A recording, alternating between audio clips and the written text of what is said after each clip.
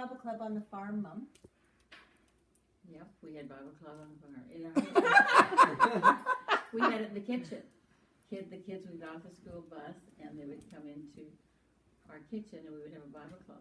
And then we moved to the local hall, which was across from the school, Ebenezer School.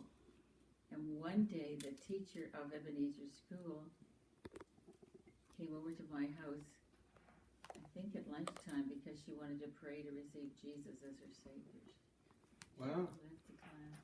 Her name was Ginger Barnes, and she lived in Manitoulin Island. Wow. From Ebenezer School. We stopped at Ebenezer School, didn't we? Went by it. I remember that place. Driving by there. But the kids, it was, I remember one night, this one kid, I had made him my project manager or something because he was older, he was 12. General manager. Yeah, so he My would general contractor. So he would feel important, something like that. And he Robert McFarland, and he did come one night, and I could vaguely remember seeing him go by through the window on his bike. He apparently was riding into Woodbridge, and apparently he got killed. That night? On his bike. So he should have come to Bible club. Yes, should have been. So- What about the Bible club you had at Grandma Annie's? I don't remember a lot about that. I remember inviting I kids to did. Played the school. piano. Well, see, Kim Burton, you guys, wants to come over Sunday night. And Kim Burton lived right by Randerhull with her brother Robbie, and she remembers coming to know Jesus at Mom's Bible Club, and she wants to come over Sunday night. She lives in Stony Creek. She can't come to the reunion tomorrow.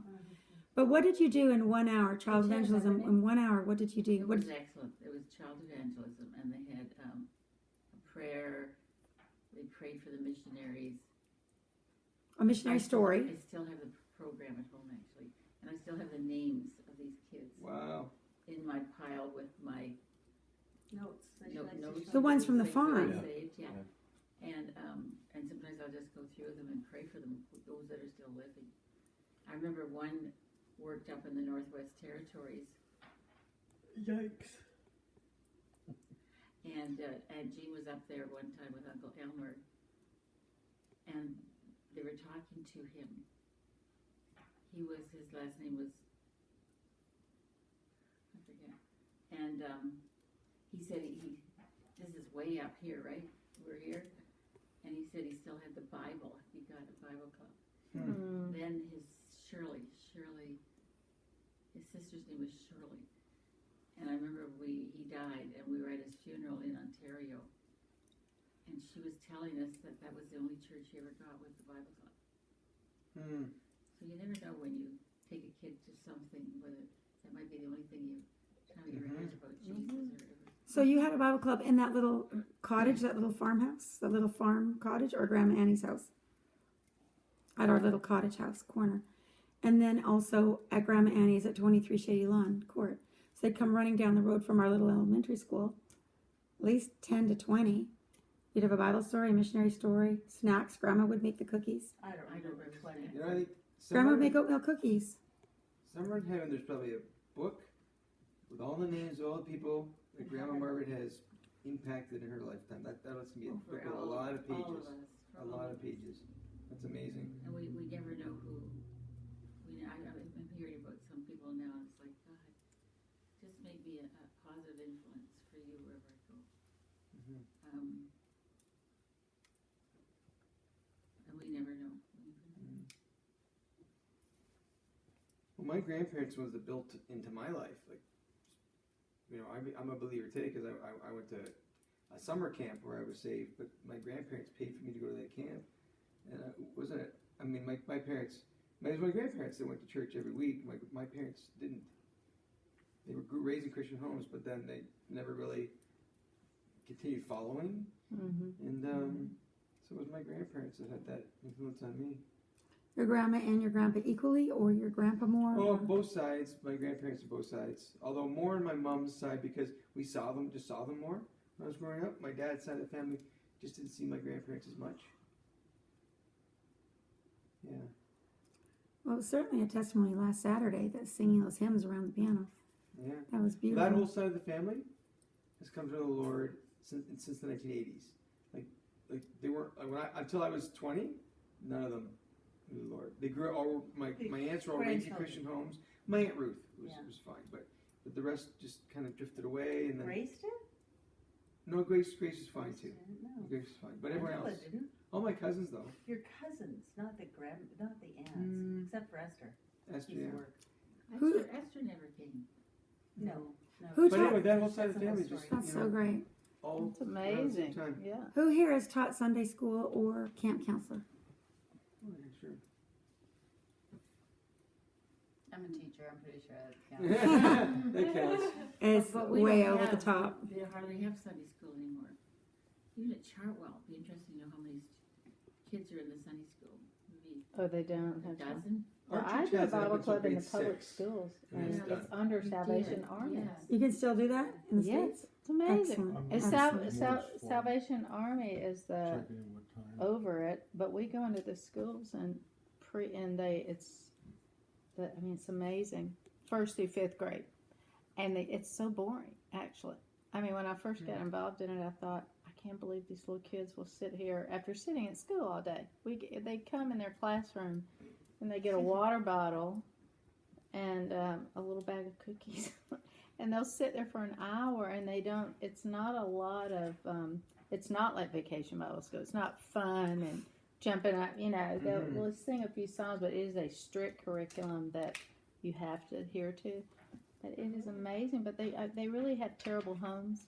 They don't want to go home. They don't want to go home, Wow. and most of them walk, and Wow. so it's a big deal to them. I mean, they might as well stay there.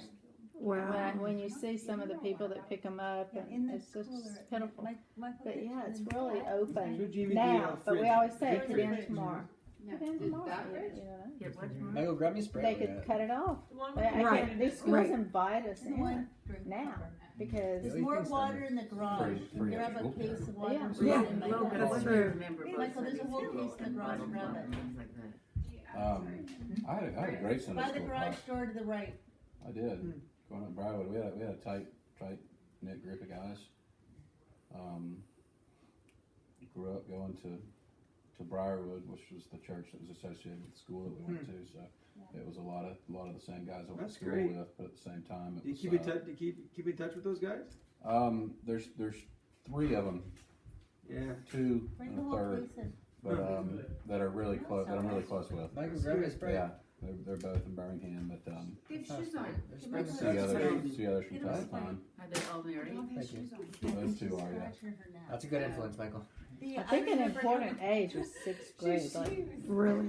Yeah. he had a man he's a children's dentist, and he took those boys in, and then a woman, they split them, and the boys had him, and then a woman had, and they did it for years. I mean, really, the commitment. I mean, Mhm. he had 4 children of his own, but he just did that for years and years and years. I think that was huge, and Yeah. Well, we have to start getting back to the children. I Whether think, yeah. it's Bible study fellowship for kids, like Mhm. Bible study fellowship. Yeah, BSF Kids program was outstanding. Yeah, and what else is there? CBS is good. They have a good children. I remember visiting Logan and Lindsay in school. Me was when I was too. there. Oh, You were the show and tell thing. I was. I came into the gym. Oh, look at this. They were all at lunch. I remember that. I guess that would have been when I was moving to California, and I drove. probably. Wow. Jamie, did I see Actually, you I at did school show in the up at cafeteria, or did I see kids' Lindsay at school in the cafeteria? Where's your handwriting? Okay. At Maybe BC. they come Grandma back. did. Plan thing. Yeah. You might have come with grandma. You don't remember? When Michael might not have been in school at that time, maybe he was. Like what? But when these guys were Well, younger we know grades, okay. Uncle RG came to Mom. BCA. And Can I get you some? Thanks, good deal. What about Ricky wants sharing some, what this journey the last 3 months have been like for you? I don't have any Benadryl. Because it's Randy's come up twice and just shared. sore throat? Carolyn and Tim have been a big part of it. There's a, Winston He's not feeling and Randy. I just asked Mom that while we're all here before we pray and go home, if Mom could just share a little bit about this journey the last 3 months, 2 months. if she wants. It's around a month, but- And even, you know, that first chemo treatment, looking out over Lake Ontario, and Carolyn had Netflix on for you.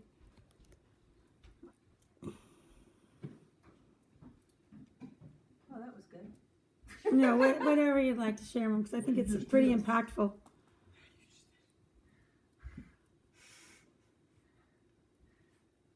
Well, let me tell you, it has been a journey. I've appreciated all your prayers, all your concerns, all your everything. It's powerful. I feel blessed. I feel even when I didn't feel good, I felt God was there. I don't understand a lot. We don't know what's going to happen, but I do know who has control of the future, which is like, but it's been really fun to be able to get together and discuss a will and to discuss funeral with peace. Like, it's like, okay, this is what I would like, this is what's going to happen, but just a peace, and to share that with people, like, God, none of us know what's going to happen to us. And, but I do know that when I realized that maybe I'm going to be around a bit longer than I thought I was going to be. January, February. We're filling out our 2020 calendars if you want to fill in And your birthdays and everything when we get I've home. shared this with most of you, but I can remember I was home one Sunday morning and listening to Rabbi Zacharias. And Rabbi Zacharias was saying how, you know, he's preached to all these different nationalities, these different countries, to the Muslims, to wherever, all around the world. But I can still remember him saying, but we have the answer. We have the answer. And that really struck me. We have the answer. Well, the next day, we were watching the Billy Graham documentary, which I just challenge you all to listen to. Please listen to it. More than once. I'd like to listen to it again. We were listening to it in... It's on Netflix. Well, Carolyn, what's it called? We were getting the chemo, in the chemo Oh, place. Billy Graham, An Extraordinary Life or something like that. It's really good. Yeah. In it, to hear him speak, and it's like,